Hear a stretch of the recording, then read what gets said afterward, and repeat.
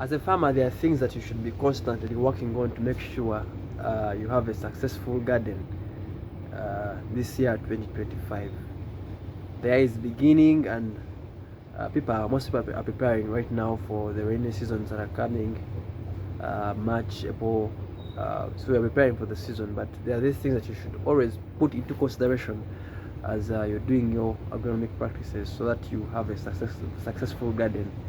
So number one, the garden practices, what they would call agronomic practices. You should have the best practices for each crop that you intend to grow. Of course, there are practices that are general, that are general for every crop, such as weeding.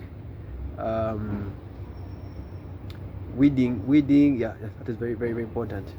uh, Activities such as pruning the crops, of course, that may not need pruning, especially the bushel crops, but the crops which are specific to pruning, that if you do not prune them, you don't get the harvest that you want. So make sure you find out the different agronomic practices for a crop that you want to grow, and it will save you a lot of time, especially this year. So the other thing you should work on, number two, I would say, is the crop protection. Know which pesticides to use when, what to use when, and which disease is controlled by which pesticide. So if you're going to make sure you have a good production in your garden, make sure you master crop protection. We cannot completely eradicate pests and diseases, but we can manage their populations in our gardens to levels where they're not so severe to our crops. So the third thing is nutrition. uh, you should master when to fertilize your crops, how to fertilize them, how do you make sure the crops receive the best fertilizer there is, in where do you place the fertilizer the crop can easily access it, what stages of different production can you apply the fertilizer so that the crop can maximize and give you the best that it desires.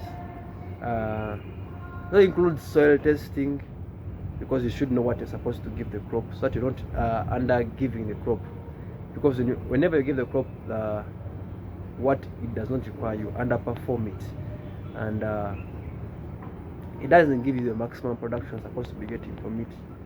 So let's be informed farmers who know what they are doing when they are supposed to do whatever they are doing. And I believe 2025 will be the best year for us. Otherwise, if you want to work with me, check the link in my description up on my profile description. uh, get what you want. In there I give you different guides for different crops that will help you, and also give you a complete guide that can help you to grow the crop that you desire to grow. So this year, let's work together to make sure we produce good food. Have a nice time.